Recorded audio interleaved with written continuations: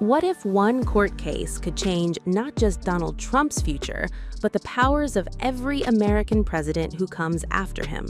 That's exactly what Trump's legal team is now arguing as they ask the U.S. Supreme Court to throw out the massive $83.3 million defamation judgment awarded to writer E. Carroll. But this latest appeal isn't just about money. According to Trump's lawyers, it's about the Constitution, presidential immunity, and whether a sitting president can be personally sued over statements made from the White House while responding to reporters. The legal battle between Donald Trump and E. Carroll has stretched over several years. Carroll accused Trump of sexually assaulting her in the mid-1990s, an allegation he has consistently denied. After publicly rejecting her claims while serving as president, Carroll sued him for defamation. A jury later awarded her $83.3 million in damages over those statements, a verdict that has already survived multiple legal challenges. Now, Trump's lawyers are asking America's highest court to intervene before that judgment becomes final.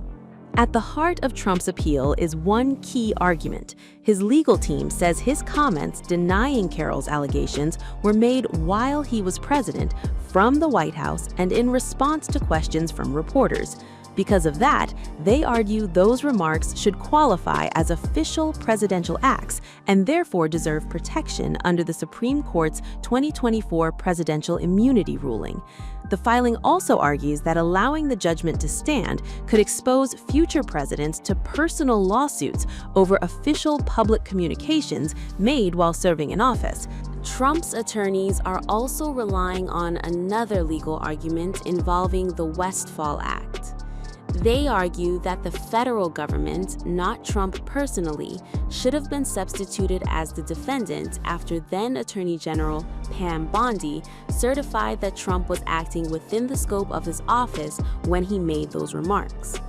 If that argument succeeds, the legal consequences could be dramatically different because federal law generally prevents defamation claims against the U.S. government itself.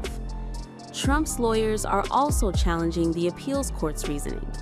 According to the filing, the lower court wrongly concluded Trump had given up or forfeited his presidential immunity defense because it wasn't raised in exactly the right legal language during earlier proceedings.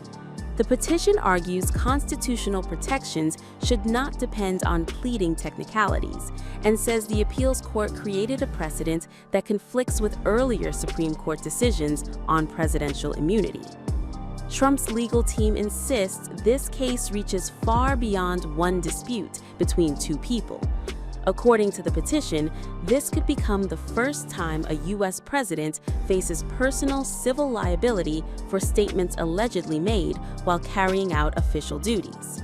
The filing warns that if the judgment remains in place, future presidents could face personal lawsuits over comments made from the White House while responding to public accusations or questions about their fitness for office.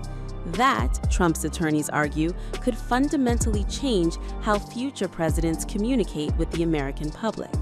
Whether the Supreme Court agrees to hear the appeal remains to be seen. If the justices decline, the $83.3 million judgment will remain in place. But if they decide to take up the case, it could produce another landmark ruling on the limits of presidential immunity and define where official presidential communication ends and personal legal responsibility begins. For now, the legal battle between Donald Trump and E. Carroll is far from over, and the next move belongs to the Supreme Court.